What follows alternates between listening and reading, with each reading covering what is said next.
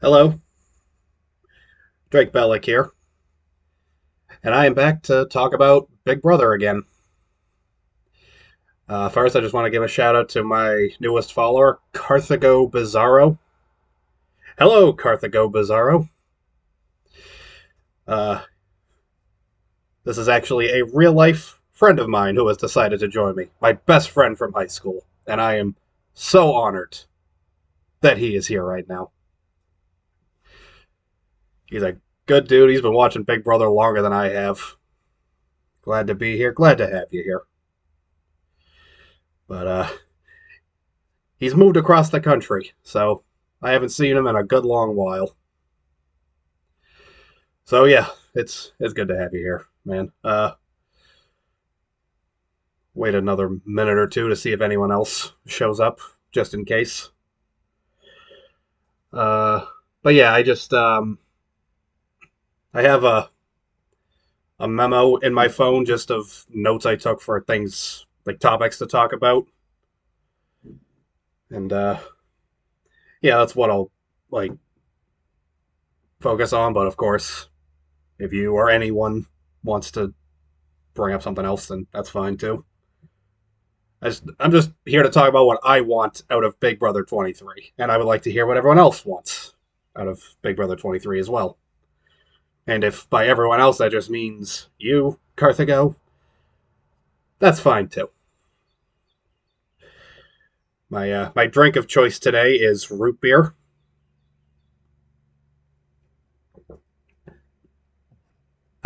Sarsaparilla E. Is root beer even still made with sarsaparilla? I don't know. Is sarsaparilla even still a thing?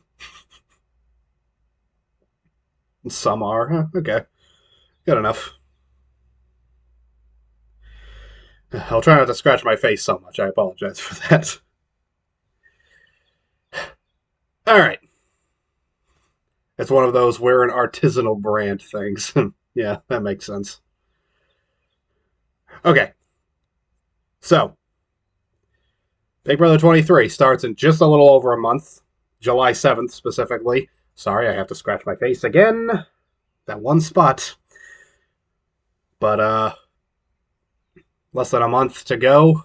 A lot of people have been talking about like what they want out of the new season. And obviously with Big Brother you get what you get, but it does seem like sometimes they could do a little better in what they give us. So yeah, I'm just going to talk about some of the things I wrote down as the things I would like to see out of the new season.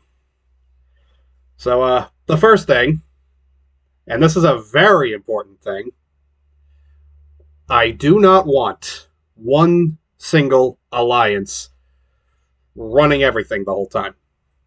I don't want that. No one wants that. Like, no one. The only people who don't realize that no one wants that are the people that they get on the show every year. Like, last season, just, you knew who the final seven were going to be on day two. I know I mentioned this in my last video, but it's true. That's exactly what happened. To be fair, it's a legitimate game move if you can pull it off. Well, it can be legitimate, but I don't think it's as legitimate when there's pre-gaming, like there clearly was last season. At least that's how I feel about it. The issue is that it provides no drama. Exactly. It's just like I always want to see the alliances turn on each other. Like that's so much fun. And it's not even like the big alliance last season, like they were all working together the whole time. They just got together and we're just like, okay, we're not going to target each other. And then they all went on their merry way. Like there was no real group loyalty.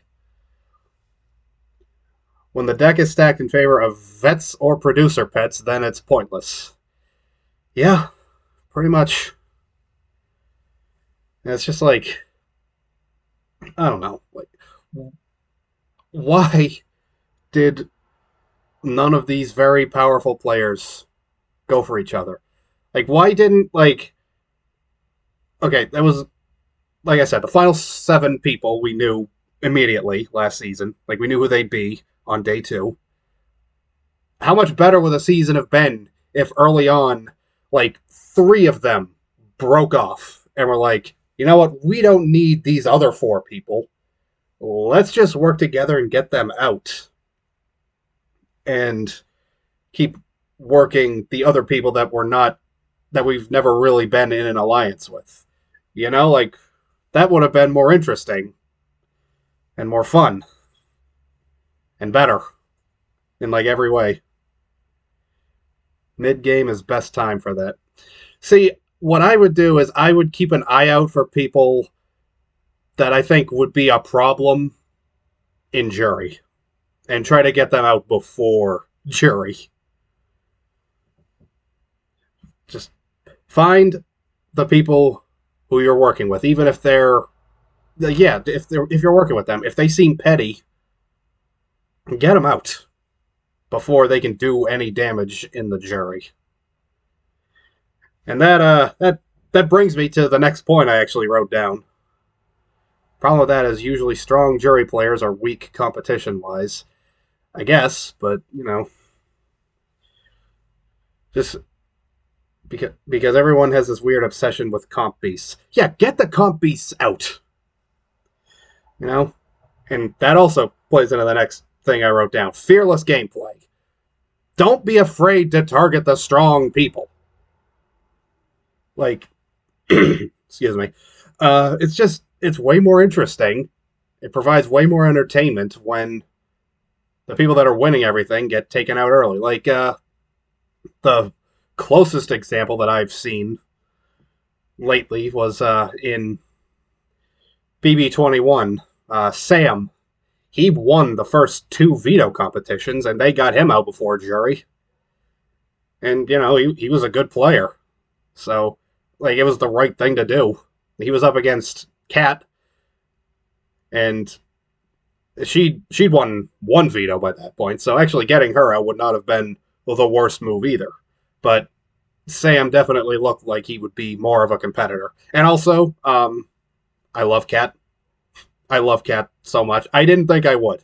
Like, first couple weeks of BB23, I'm like, oh, this one is going to drive me crazy. And when poor Ovi got eliminated first week unanimously over her, I'm like, what are you people doing? But against my will, she won me over, and now she is one of the 2 people from Big Brother 21 that I follow on Twitter. Kat was the version of Rachel we deserved. Rachel Riley, I assume? Yeah. Yeah, even still to this day, I feel like I said, I follow Kat on Twitter, and I feel like I probably shouldn't like her, but I just do. She just has this way about her. She has no shame, and it's fantastic. I love her. I just love her so much. And I'm glad she at least got to make it to jury on BB23. You know, it was something. Although, seeing her with Mick in the jury house, that was weird. That was very weird. Anyway, going back to my original point about fearless gameplay, you got to make the big moves, because like the last couple seasons we have seen that you can make big moves like that hurt people, and yet the people that you get out will still vote for you on finale night. It happened last season unanimously with Cody. Like, he turned on Franzel on finale night, and she still voted for him to win, even though you could tell that she hated him. You could tell then. But then afterwards, she doubled down on that proof by unfollowing everybody that she knew. Like, everybody on the season with her on social media. I think big moves are a thing vets are more comfortable with. Newbies are all cautious.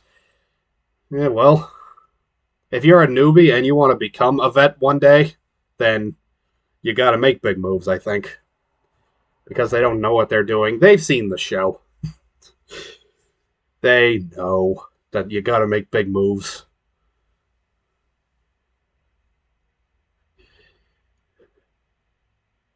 But, like, maybe this would backfire on me horribly, but it would make me well known among the fandom, at least, that if I was ever on Big Brother, I would want to win the third HOH. And I would nominate the first two HOHs. I don't care. I would make things interesting. Like, these people are there to,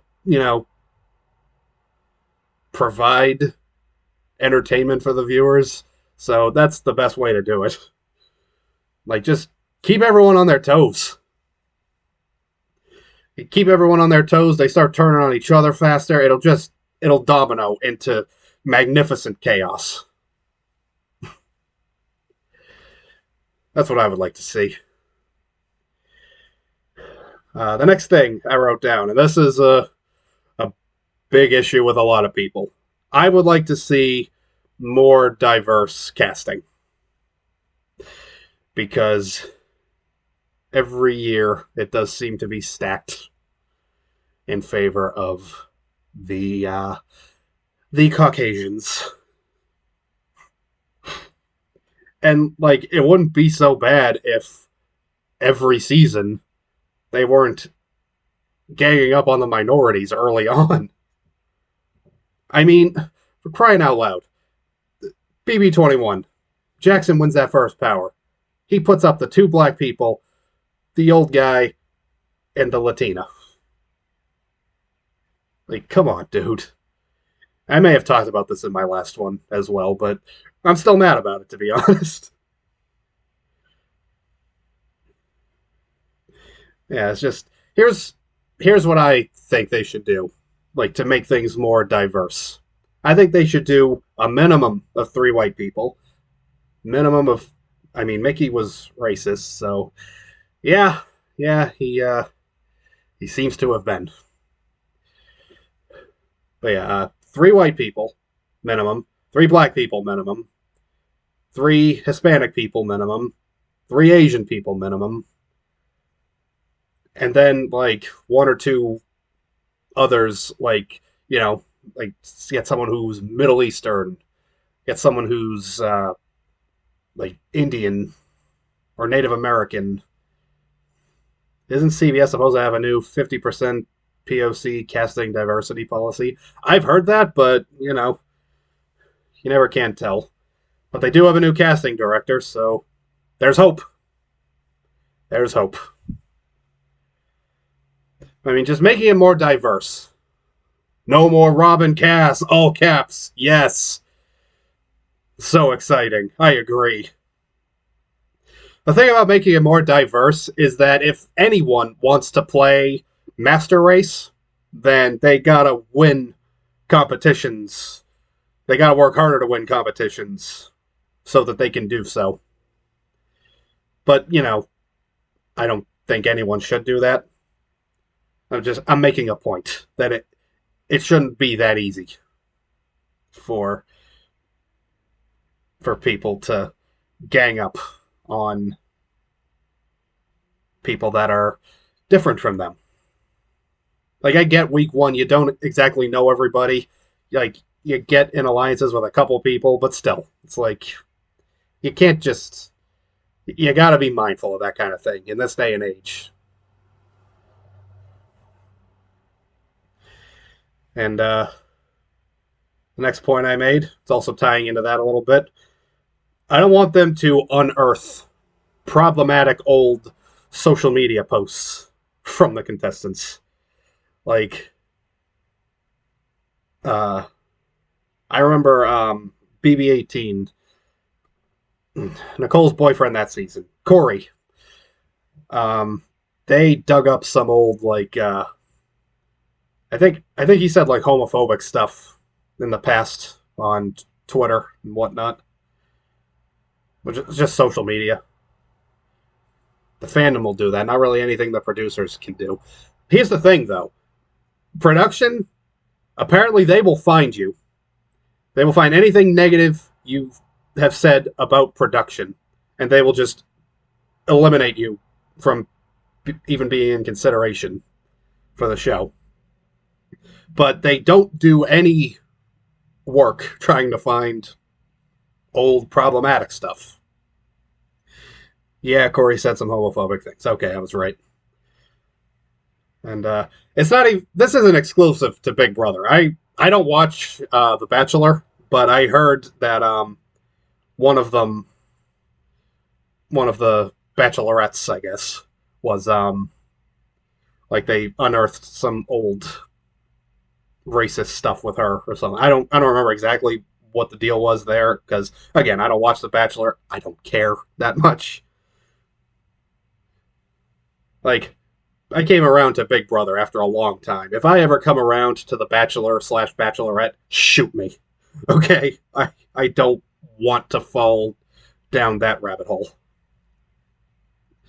But yeah, it's just like in this day and age, you can find that stuff out. Like the the fandom will do it for you. Like just recruit some fans to like be a part of obviously not the entire fandom, but a couple of people that are known for finding stuff about people. And just bring them in and just be like, okay, here's who we're going to be bringing in for this season. Or here's who we're thinking about bringing in. Could you, like, go to work through their social media histories and find anything unsavory that they have said over the years so that we can just take them out of the running and not even have to deal with that issue down the road? That'd be nice. Be a nice change of pace. Sorry, I got tangled in my laptop plug.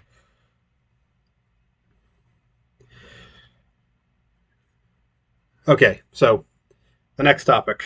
Um, Big Brother Canada. It seems like they test stuff out, and if it goes well, then they bring it to the US version. Like they did it with the triple eviction last season, but of course, the big the triple eviction episode was the last episode I watched last season in its entirety. That was just a colossal failure in every way. But I like the idea of taking things that did work on another version of Big Brother and bringing them to America. So what Big Brother Canada did recently was, like on their most recent season, was that they did an invisible HOH. Now that fascinates me because with that you can take the big shot and no one will know that it's you. I love that idea. That would shake the game up so much, assuming it doesn't get ruined. But it probably would, because it would fall into the hands of someone who would just, like, you know, they wouldn't utilize that power to its maximum effect. And the whole thing would just be a giant waste.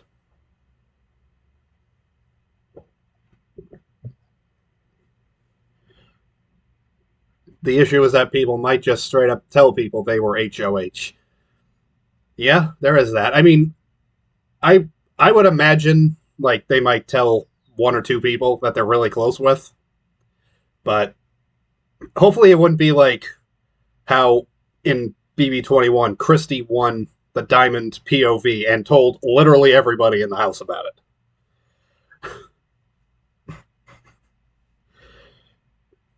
If someone wants to take a big shot, they might. Well, going back to BB20 right now, Haley won a power like that hacker competition thing, and she used it to put up Tyler. And like that could have really shaken things up, but I believe he won the veto that week. So yeah. Still though, I liked the idea. I liked that Haley went for it. And of course, she ended up confessing that it was her to try and take the heat off Bailey because she was getting blamed for it. But I think we all remember how badly that one backfired. I think Invisible HOH could be interesting if part of it was that you couldn't tell people, make it a stipulation. That is actually a good idea. Your noms are voided if you tell people. Ooh, yeah, that would be good. Maybe like meet in the middle. You could tell one person about it, like that you're really close with. But yeah, I don't know. That might be too much of a. It might be too much. They might just say. I mean, it might just be better to say you your noms are voided if you tell anyone. I've got the hiccups right now. I am sorry. That's why I was starting to talk and then stopping, like I was Sal on Impractical Jokers.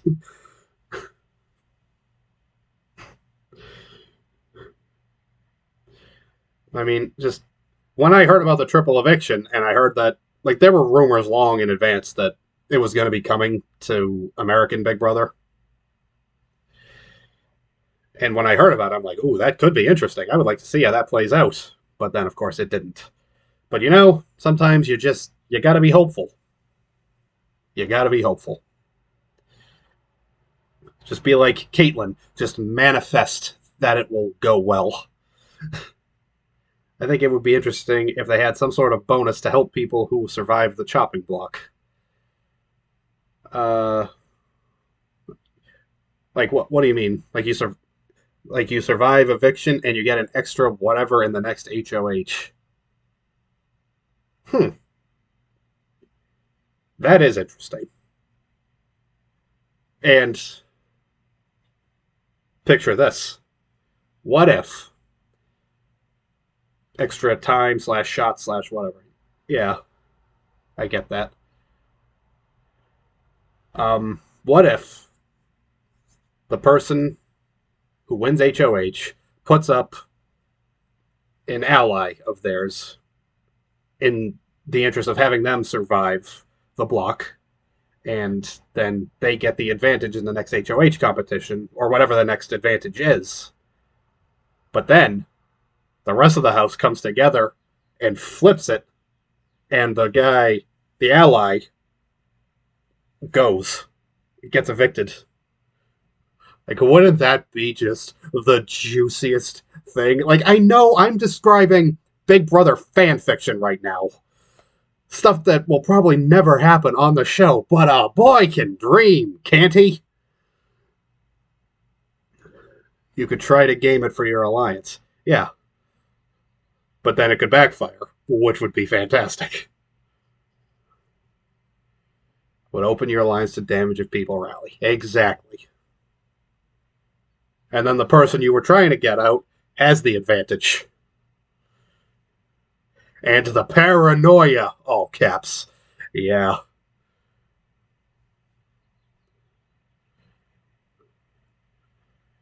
Yeah, that. It's just. Why does it seem like everyone who watches Big Brother would do such a better job running Big Brother than the people running it? Did they put me up for next week or to evict me? Mm-hmm. Just a whole season of tiptoeing. It would be great. I'd love it personally. I'll drink to that.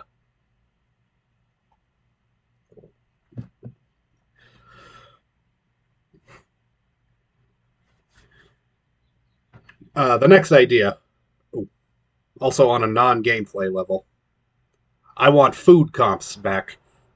Oh yeah, like I've started watching. I mentioned this before. I started watching in Big Brother 18, so I haven't really seen too many of those. Like last couple of seasons, they sort of done away with them. They were just hilarious. Yeah, I mean, I'm all up for different kinds of challenges. Like just fill the time, especially towards the end of the season. Like BB20, by the end of that season, nothing was happening. Like everyone who was left was in an alliance together, and like there was no real drama or not a lot of gameplay.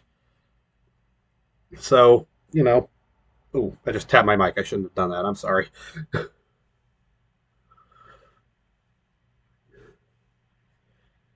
And that actually ties in a little bit to the next memo point that I wrote down. Uh, and I actually discussed this with you, Carthago Bizarro. It was an idea for a challenge I had. It's an immunity challenge that I think they could do on like day one. It's everyone is lined up and they're put in front of a giant ball pit. And yes, this is coming from a childhood of spending cheese and the occasional cool McDonald's or Burger King that had one. There was a McDonald's near me that had a huge indoor play place. It was the best. But yeah, they're all lined up in front of this ball pit. And, you got your typical ball pit colors, just the colors of the rainbow and whatnot. Also kind of related, Happy Gay Pride Month. Gay Pride. Pride Month. Happy Pride Month. Don't hate me for saying that, I'm sorry. Anyway, they're all lined up in front of this ball pit, and hidden in the ball pit are a bunch of gold balls. And they gotta dig through the ball pit. And at first, I was like, the first 8 people to find these balls have immunity for week 1. But then I thought about it, and I talked about it with Carthago, and I decided we probably better take it down to like 4. Just so, like, if the people who win it decide to form an alliance, it's not too big. Like, for me, once an alliance gets bigger than like 4 or 5 people, I start to lose interest. But I think that's something that could be interesting. Oh, I just had a thought. What if they do it on week 2 after alliances have already been made and one person's already been evicted, probably?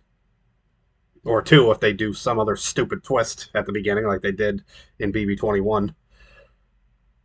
But yeah, like, week 2, the ball pit, everyone dives in. And obviously you can't really split 15 in half too well. But like, just, like, let's say 7. Like, 7 is almost half of 15. 7 people win immunity, and it could be anyone. And then the other 8 have to scramble. And the stipulation of that would be, like, if you win immunity for the week, you can't be in the next HOH competition. I think that would make it more interesting. Or add in extra balls, like silver, that give you things like never not passes or guaranteed veto play. But you have to choose. That's a really good idea. I like that. How awesome would it be if I just, like, made up my own Big Brother season and just, like, wrote it as, like, a fan fiction and just had it go, like, weigh it out? Like, I've got some Dungeons and Dragons dice, and I'll try to, like, play it that way. You can't get immunity and one of the prizes. Oh, yeah, that's a good stipulation as well. I'd read it. Oh, thank you. I appreciate that.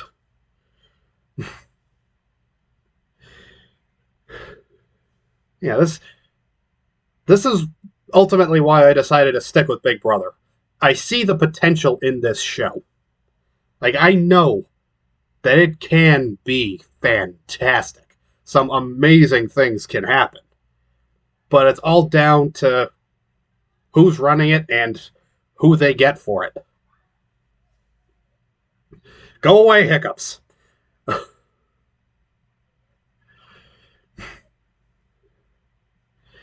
What was I saying? Oh god, I totally lost my train of thought. Yes, that's why I decided to stick with the show, because of its potential. And I know that saying that just makes me sound like I'm in a very bad relationship with someone. Like, yeah, they're not great right now, but they can be better, and I believe in them. I have faith in them. And it's just like, you should probably just let this one go. And maybe I should have let Big Brother go by now, but darn it, I'm not giving up on it. Try as I might, I'm in with this show, for better or worse. And I even said after, well, actually, no, right before last season started, I think I said the day it premiered, like before it premiered that night, I was just like, tonight I fall back into my most toxic TV relationship, Big Brother. Other comp ideas: anonymous extra voting power. Whoever wins the comp gets their vote to count for double. Oh my god. You need a job with Big Brother, I'm telling you. You would make it so much better. Like any idea I have, you find a way to make it better. And I love that. Just makes me feel good. It's almost like we'd make a good writing team. We should write a Big Brother fan fiction together. That's what we should do.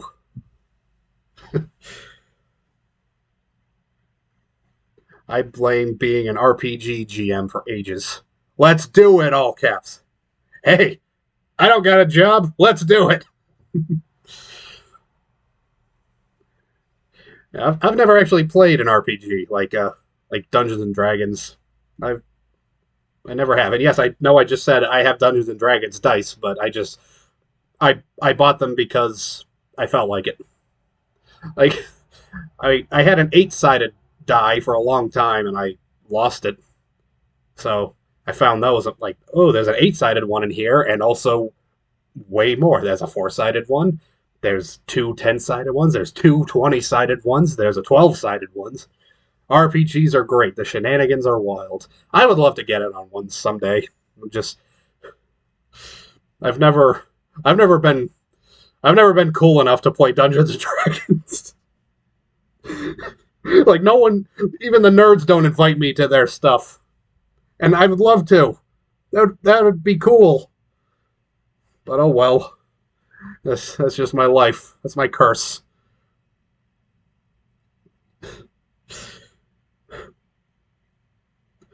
All right. And that brings me to the last bullet point that I wrote on my phone. I'll send out feelers and see if people I know have openings, / keep you in mind next time someone starts one up. Hey, let's see what happens. The last bullet point I wrote. To me, this is the most important thing. I've touched on it a bit so far. But really, the number one thing I want out of Big Brother 23 is entertainment. Like, this show is a 3-month commitment. Like, if you're going to be watching it that long, you don't want to get tired of it. Right? I mean, like, I don't want... I technically have not finished the last 2 seasons. Like, I mentioned that last season, the Triple Eviction episode was where I stopped watching because it was just a dumpster fire, and I'm like, it's not getting better than this. Like, it's never getting better. Like, this is rock bottom from here. And it's like, it's past the point of no return. And then the season before, I actually did watch... Ultimately, I ended up watching most of the finale. Like, what happened was... Like, I watched every episode up to the finale. And, like, I knew going into it that Jackson and Holly had won the first 2 HOH competitions, and Nicole was out. So I knew Nicole was going. And I'm like, I don't even know if I want to watch the episode at this point. But I'm like, I'll watch it and watch Nicole leave and say goodbye and watch her exit interview with Julie. And I'm glad I did that because, like, the moment she saw her family in the audience, that was a really sweet moment. And then afterwards, I was just like, you know what? It's a nice night out. I think I'm going to go for a ride with my windows down. And, like, I knew Jackson was going to win. Or Mickey, whatever. I knew he was going to win, and I there was no surprise when he did. But then I heard that during the finale, like after I left, they when pre-jury came back, Kemi just read him and Jack and Christy just read them to death, and it was just a beautiful moment. And I went and I watched that whole thing online. Like that was beautiful. And I did watch him walk out of the house sulking, and he's just looking all moody and glum, like while the confetti rains on him because he just won $500,000.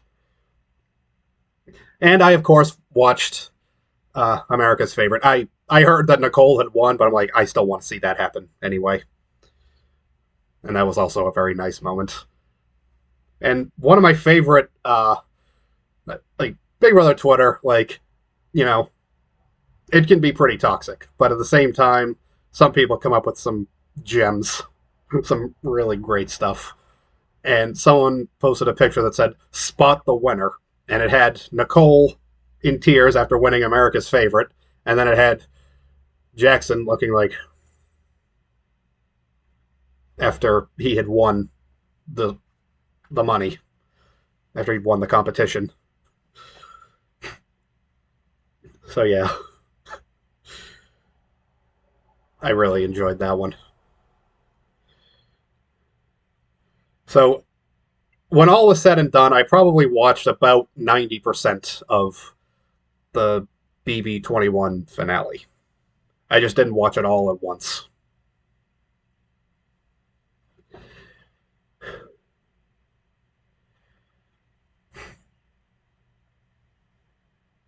One day I'll probably do a stream like this where I go more in depth of BB21 because that's a lot to unpack. I wonder how the game would shift. How how this upcoming season would shift, or what do you mean? If they eliminated players but they didn't leave the house. Oh, yeah, like what they did with Camp Comeback, which basically just became. I didn't come up with this, so don't get mad at me if this sounds harsh. But someone, since it ended up, the ones who ended up eliminated were the two black people and the Bangladeshi one. Um, it ended up being called Camp Come Back of the Bus, which was dark, but not incorrect.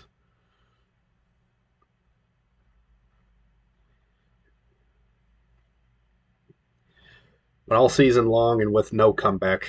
Comebacks need to stop. Oh, okay. Like the whole time. The Yeah, okay. I get you now.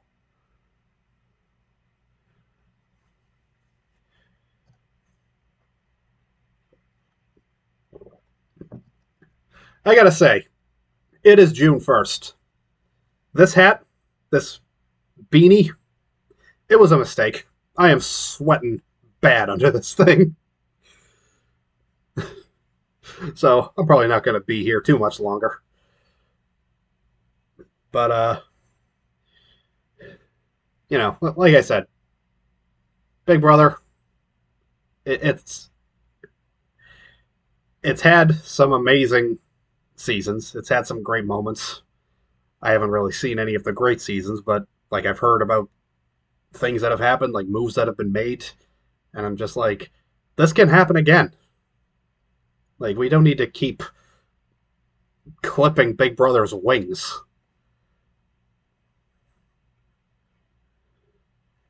I mean, I know this sounds like a rather boring twist, but I mean, what if it was just like no twists?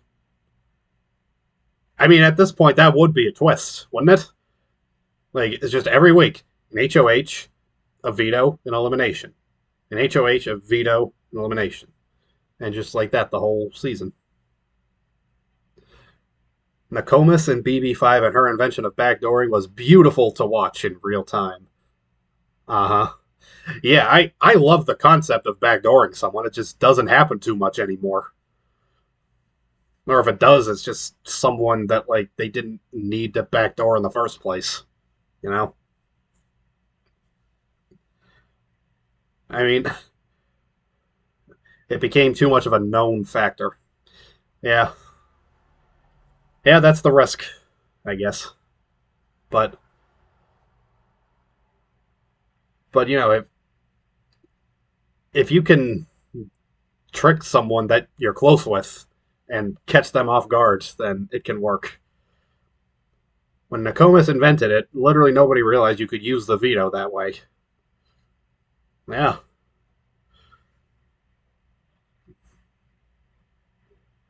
But I mean, that's one of those things where it's like that should have just become a part of Big Brother, like more than it is, especially nowadays when it's very seldom used. Like, how amazing would it have been if on All Stars, when Christmas voluntarily went up, like after Kevin won the veto the week Kaser was eliminated? Like, what if they had just decided to backdoor her? How great would that have been? Like, the rest of the season could have played out exactly as terribly as it did, and that still would have made the season good because it would have just been so funny.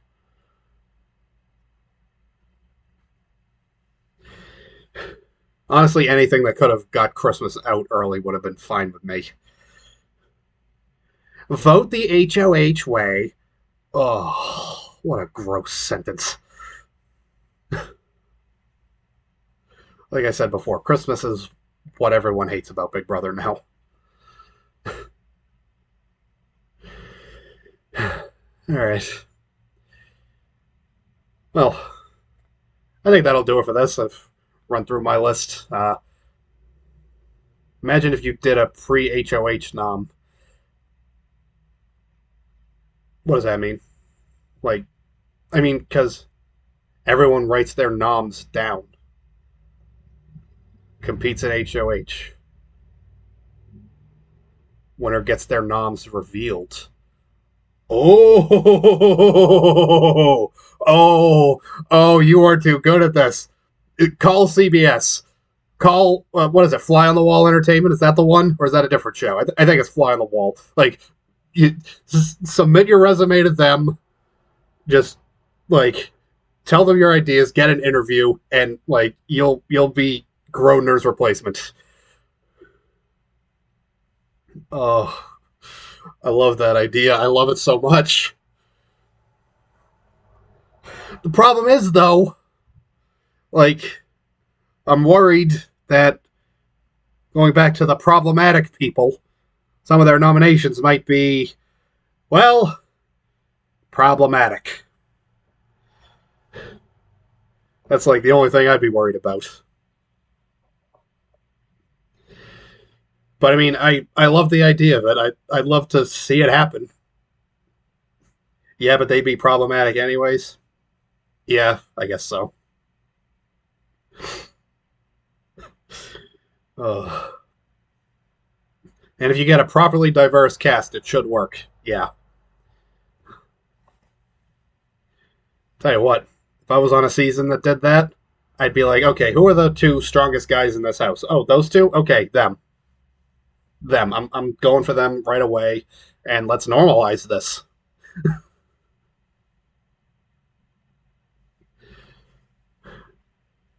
Oh, I love your ideas. They fill me with life in a way that the show probably never can.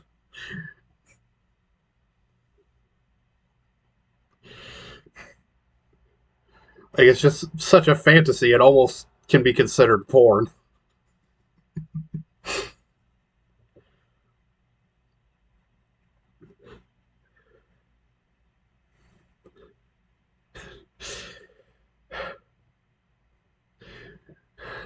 All right. Before I call it a day, you got any other brilliant ideas that would make me happy and make me also sad that will probably never happen? Got any more in you? If so, I'm all ears. Nah, but I'll let you know if I do. All right. Fair enough.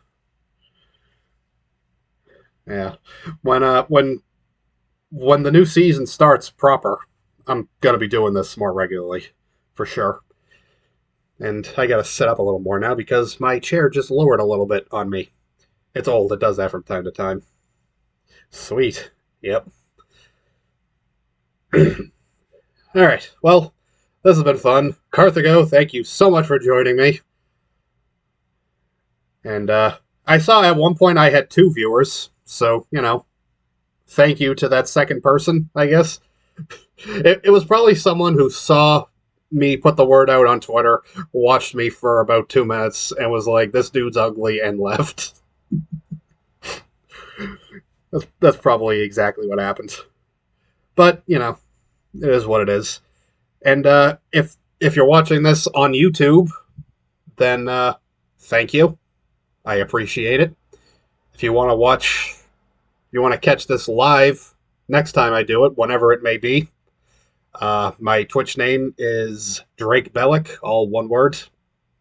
Just Drake Bell with an IC at the end. I would like to once again point out that my name came as a shout out to my 2 favorite video game characters of all time, Nathan Drake from Uncharted and Nico Bellic from Grand Theft Auto 4. But then after I made the name, I realized I just looked like an Eastern European Drake Bell fan. It was not my intention, but I have been picked on for it many, many times.